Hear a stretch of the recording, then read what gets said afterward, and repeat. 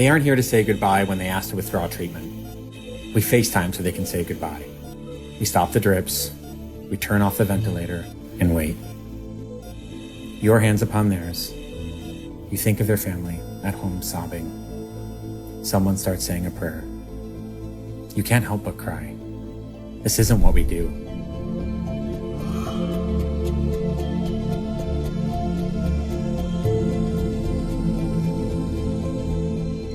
Wake up at 6:30 a.m. Priority is making a big pot of coffee for the whole day. Because the place by the hospital is closed. The Starbucks too. It's all closed. On the walk, it feels like Sunday. No one is out. Might be the freezing rain, or it's early. Regardless, that's good. Walk in for your 8 a.m. shift. Immediately struck by how the calm of the early morning city is transformed. The bright fluorescent lights of the ER reflect off everyone's protective goggles. There is a cacophony of coughing. You stop, mask up, walk in.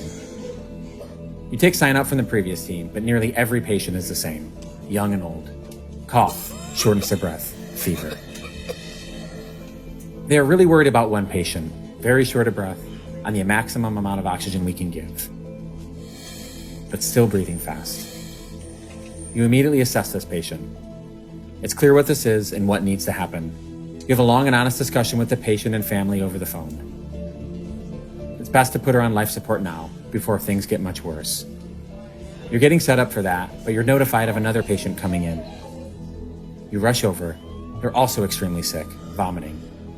They need to be put on life support as well. 2 patients in rooms right next to each other, both getting a breathing tube. It's not even 10 a.m. yet. For the rest of your shift, nearly every hour you get paged. Stat notification, very sick patient, short of breath, fever, oxygen 88%. Stat notification, low blood pressure, short of breath, low oxygen. Stat notification, low oxygen, can't breathe, fever. All day. Sometime in the afternoon, you recognize that you haven't had any water. You're afraid to take off the mask. It's the only thing that protects you. Surely you can last a little longer.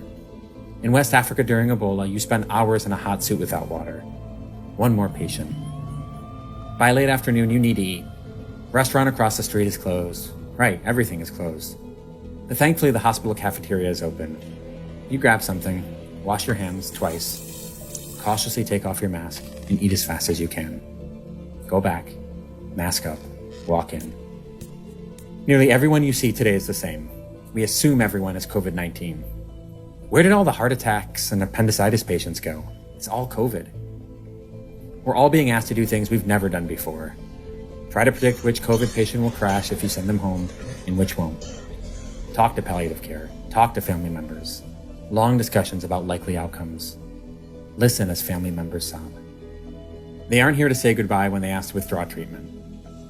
We FaceTime so they can say goodbye. We stop the drips, turn off the ventilator, and wait. Your hands upon theirs. You think of their family, at home, sobbing. Someone starts saying a prayer. You can't help but cry. This isn't what we do. You stand by, you wait. This isn't what we do. You stand by, you wait. Time of death, 7:19 p.m. When your shift ends, you sign out to the oncoming team. You share concerns of friends throughout the city without personal protective equipment. Hospitals running out of ventilators. Colleagues have already gotten ill. Some have survived the disease. Unfortunately, other colleagues in the city have not. Before you leave, you wipe everything down. Your phone, your badge, your wallet, your coffee mug. All of it. Drowned it in bleach. Everything in a bag. Take no chances. You walk out and take off your mask. You feel naked and exposed. The streets are empty. You get home, you strip in the hallway. It's okay, your neighbors know what you do. Your wife tries to keep your toddler away, but she hasn't seen you in days, so it's really, really hard. Run to the shower. You look in the mirror. Indentations of the goggles are still deep on your face. Blisters on the bridge of your nose. Hot shower. Rinse it all away. Never happier. Time for family. We were too late to stop this virus. Full stop.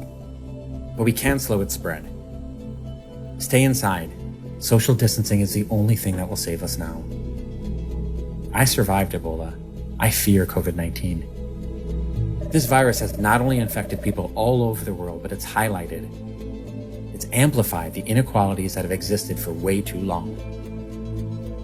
At this moment of global crisis, we need global solidarity. And never, ever have scientists, frontline providers, grocery workers, and people doing everything that they can every day to keep our society functioning throughout this, never have they been seen as the heroes that they really are.